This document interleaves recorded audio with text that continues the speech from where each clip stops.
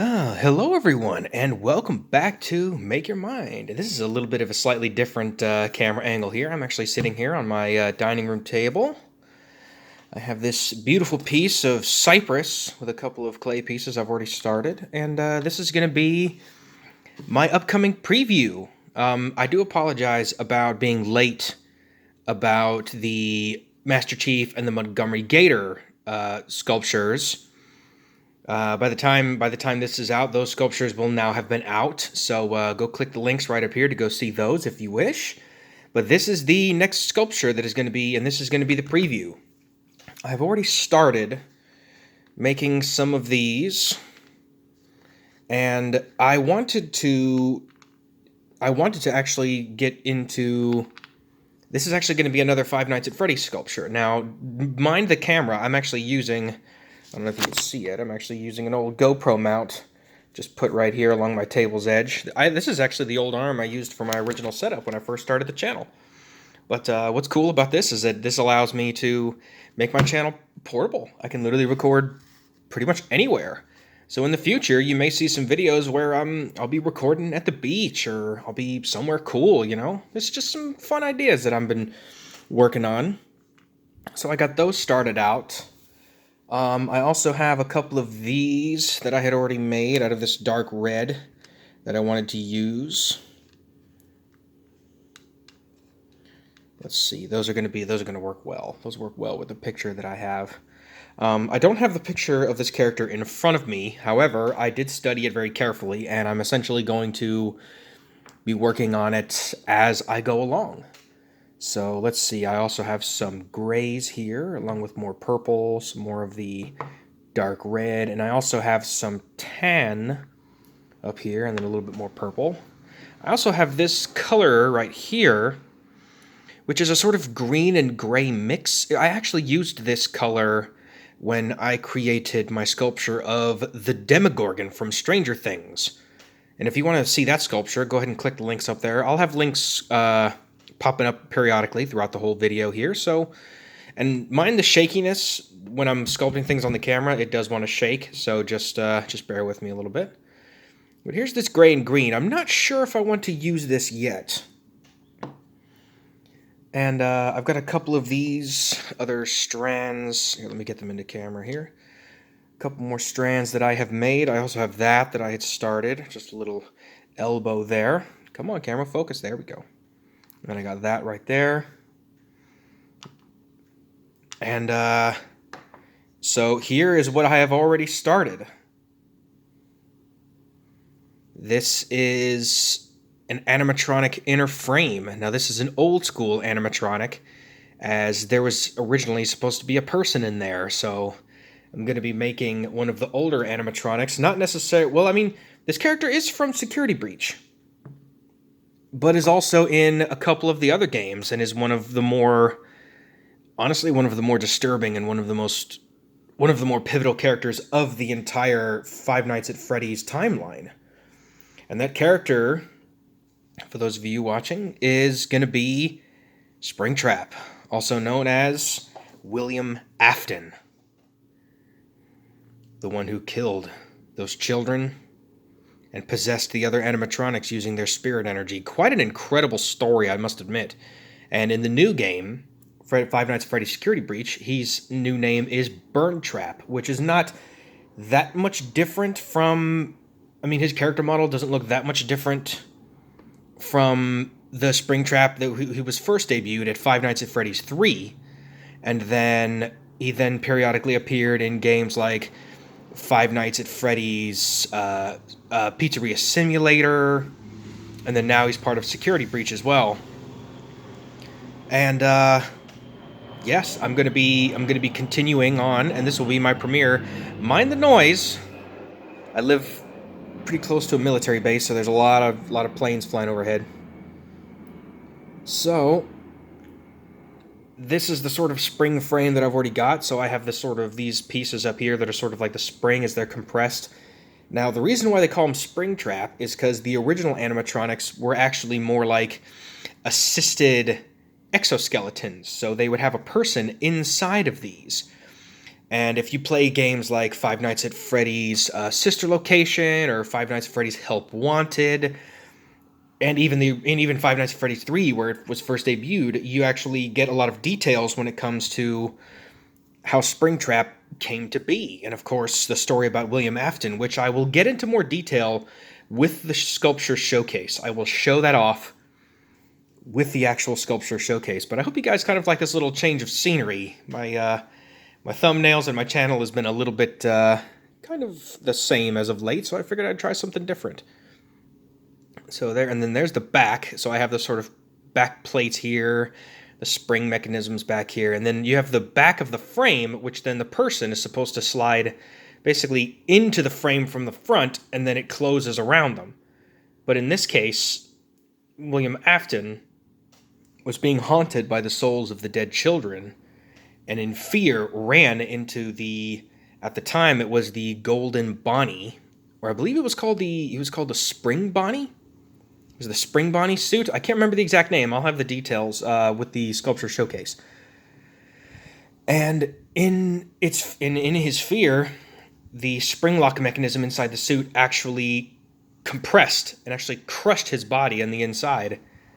I mean, essentially maiming him and making him a permanent resident of the suit. So the one thing about Springtrap or William Afton is that his character has these sort of ghastly, I guess what would it be? Almost like they're like strands of decayed human being, essentially, that is inside of this. And when you see the character, and especially when you see the screen grabs of the original Springtrap from Five Nights at Freddy's 3, it is, it's ghastly. But that's what makes his character just so interesting, and the fact that his character is actually, one of the more pivotal characters in the game, and then comes back to life when, spoiler alert, when you actually play the true, many people are calling it the canonical ending, which I would have to agree. I think that's a great ending. But who knows if that's actually the end? Because we all thought that Springtrap and all of the other animatronics were incinerated in Five Nights at Freddy's Pizzeria Simulator, but that was not the case, apparently. So there's a chance that William Afton could even come back again. Which, gosh, at this point, who knows? Here, let me go ahead and let me get him back into frame here. So I'll do that. Sort of bring that back. So, but the one thing that I do like, now I haven't started, this is the only bit that I've started so far. I haven't started the head. And I'm kind of torn because the Springtrap head is almost like this color. But it looks a little bit too, yes, the green looks good. It almost looks decayed. But it looks a little too close to the gray I'm still using. So I'm probably going to use a different color than that. But I'm going to continue ahead. I've really been talking more than anything else. But also, William Afton was also formerly known as the Purple Guy. At least I know Markiplier called him Purple Guy, and that sort of name just kind of stuck. So I'm going to put a little bit of purple inside because, of course, if you know the story of William Afton, which if you don't, like I said, tune in for the sculpture showcase, which will be coming up. It'll be coming up soon. I can't give an exact date, but that's one of the things about, well, for me anyway, one of the things about doing this channel, and also I'm working 2 jobs, and I've got a lot going on. Because, like I said, I've got this morning off, but I have to work tonight, and the next night, and the next morning, and then that next night, and then the next morning. I'm essentially, I barely have any time to do anything, which in the one hand kind of sucks, but hey, you got to pay the bills somehow, right? So I do apologize for that. Like I said, I had to work a double shift over the weekend, so I did not have a chance to finish those videos, but by the time this comes out, those videos will have popped up already, so go click on those if you want to see them. And I also had another video that I was going to post for the New Year's, which I have posted. Whoop, careful camera. There we go. I got to work around this. Okay, so Springtrap, your body's going to go in there. I'm going to take this red here and sort of interwoven it in between these spring mechanisms here, just to give it that sort of very gory detail. Because that I was about to say, like, I know a lot of Five Nights at Freddy's is more sort of horror, but one of the things that was really scary about it is really what was more terrifying was the fact that in many situations you just see complete darkness.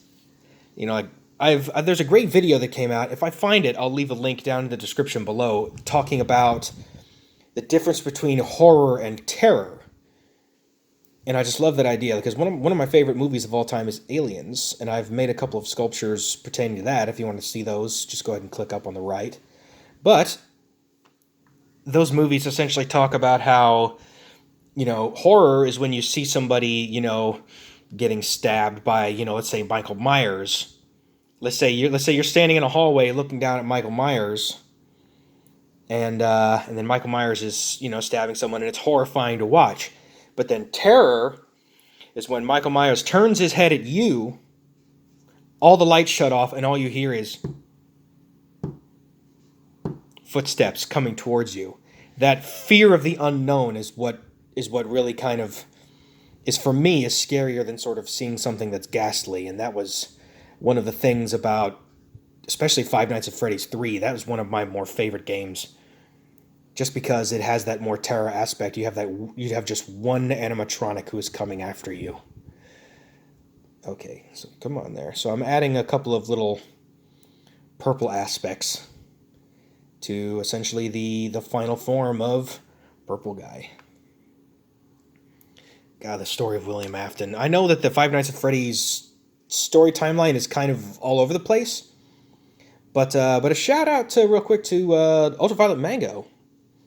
I know I haven't spoke with you in a while, bro, but I've been working a lot, and I hope that getting into Five Nights at Freddy's, because that's one of his favorite that's one of his favorite franchises, and he actually has a whole story and a timeline.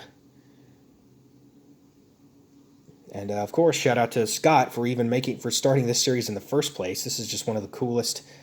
I mean, how in the world? It's pretty amazing how he was able to make essentially Chuck E. Cheese characters scary.